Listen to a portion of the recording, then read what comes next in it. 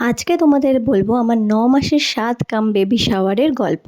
Baby শাওয়ারের জন্য সমস্ত রকম প্রপস আর বেলুন কিনেছিল সোনার মামাই, আর আগের দিন থেকেই সব কিছু সাজিয়েছিল ওরা।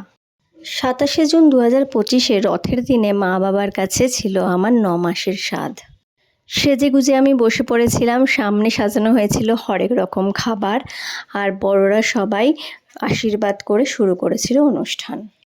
খাবারের মধ্যে ছিল পায়েস, ভাত, 5 রকমের ভাজা, বড় সাইজের একটা মাছের মুড়ো, শসা, শুক্তো, মাছের মাথা দিয়ে মুগের ডাল, দই কাতলা, পাবদা মাছের ঝাল, মিষ্টি, চাটনি, পাঁপড়, সব কিছু। খাওয়ার শেষে সবার সঙ্গে হলো কিছু ফটোশ্যুট, হাসি, গল্প, মজা আর কি। এরপরেই তৈরি হলাম সন্ধেবেলার বেবি শাওয়ারের জন্য নতুন সাজে। হলো কেক কাটিং। কেকটাও অর্ডার দিয়ে এনেছিল সোনার মামাই। কেক কাটিংয়ের পর সবাই মিলে কেক খাওয়া হলো। কেকটা খুব সুন্দর খেতে ছিল। এরপরে হয়েছিল একটা মজার খেলা। 2টো কার্ড রাখা ছিল, একটাতে বয় একটাতে গার্ল, উল্টে রাখা ছিল কার্ড দুটো।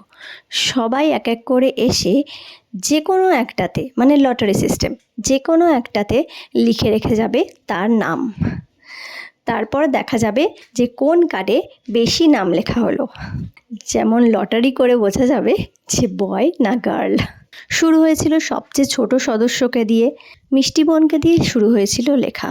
এরপর আমার ভাই, পিয়া, বিট্টু, ফুলমাসি, মণিমা, মামাই, সোনামা, আমার মা, বাবা, তারপর সোনার বাবা মানে স্বস্তিক, আর সবশেষে আমি।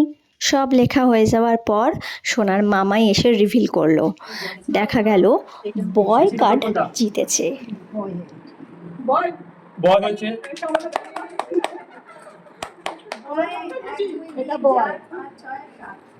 এবার বয় কে কে ভোট দিল আর গালে কে কে দিল একটু বলে দাও।